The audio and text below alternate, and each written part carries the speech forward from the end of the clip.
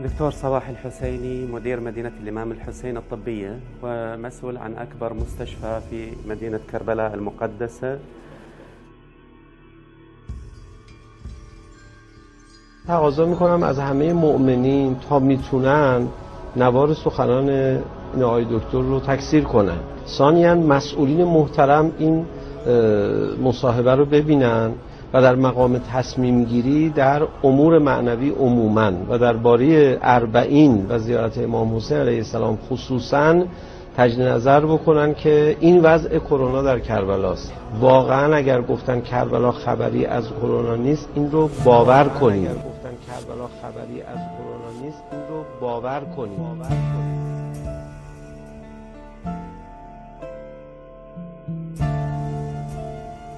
آقای دکتر، توی کربلا با توجه به تجمع‌های مذهبی زیادی که وجود داره، اربعین پارسال با توجه به اینکه ایرانیان نبودن بیش از 15 میلیون نفر اومدن یا تویرج امسال 6 میلیون نفر توی یه دسته عزاداری بودن، این تجمع‌ها باعث بالا رفتن آمار کرونا شده یا نه؟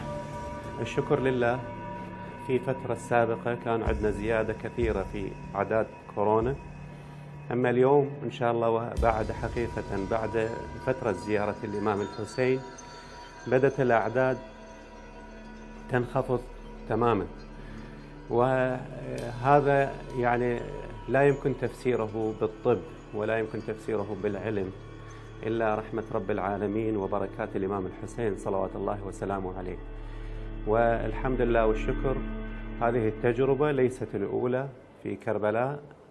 العام الماضي نفس كنا متخوفين جدا من زيادة الإصابات، خاصة في ركضة باب طويريج اللي هي ركضة مليونية، وكنا متوقعين أنه المستشفيات لا تكفي للمرضى، لكن شكر لله هذا لم يحدث أبدا، والحمد لله والشكر أنه الأعداد انخفضت والمستشفى شبه فرغت من المرضى وخاصة وباء كورونا.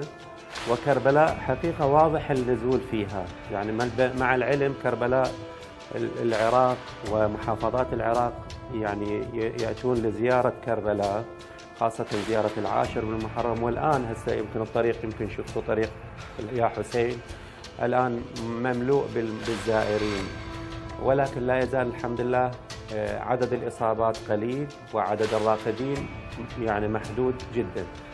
طبعا هو هذا إعلاميا المفروض ما نحكي كأطباء، لأنه احنا نتبع سياسة WHO وهذا ما مقبول الكلام، لكن هذا ملاحظات واقع حال مثل ما نقول فرضها الواقع اللي احنا نعيشه في كربلاء.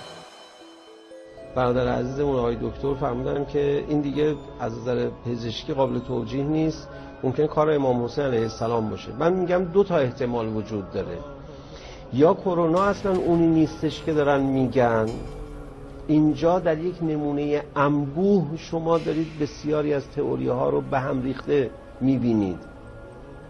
ببینید اگر از نظر علمی رابطه کرونا و اربعین و زیارت امام حسین مشخص بشه، از نظر معنوی رو کار ندارم، از نظر علمی مشخص بشه، سبک پروتکل های کرونا که باید رعایت بشه در شهرهای دیگر هم تغییر خواهد کرد. چون شما وقتی میخواید از نظر علمی بررسی بکنید باید یک نمونه هایی رو در تعداد انبوه حتی در زمان طولانی و تکرار اون مشاهده کنید دیگه. باید نمونه های زیاد، آقا این دارو برای فلان بیماری هست یا نه، به تعداد بسیار زیاد میان بررسی میکنن دیگه. خب این تعداد بسیار زیاد بفرمایید در این تجمع میلیونی شاید رو دانش ما درباره کرونا اثر بگذاره. شاید هم وجه دیگرش این باشه که نه، ما از نظر علمی چیزی رو به دست نیاوردیم، ما از نظر علمی خیلی ناقصیم. از نظر معنوی واقعا قدرت ابا عبدالله الحسین علیه السلام اینقدر بالاست. خب اگر قدرت ابا عبدالله الحسین علیه السلام اینقدر بالاست، ما به اصطلاح چرا مانع بشیم؟ بلکه باید ترغیب کنیم. ننصح بزيارة الإمام الحسين، وحقيقة ليس يعني ما نحق أنه نرفض أنه زيارة الإمام الحسين. نعم أكو توصيات عامة WHO، أكو فد شروط لازم المحافظ عليها. هذا جزء من الواجب الطبي والعلمي للناس. بس منع زيارة ما نقدر، وليس من واجبنا، وليس حقيقة لنا الحق بهذا الموضوع، ما لنا حق بهذا الموضوع. الحسين لشيعة الحسين ولزوار الحسين، وليس للكربلاء وأهل كربلاء.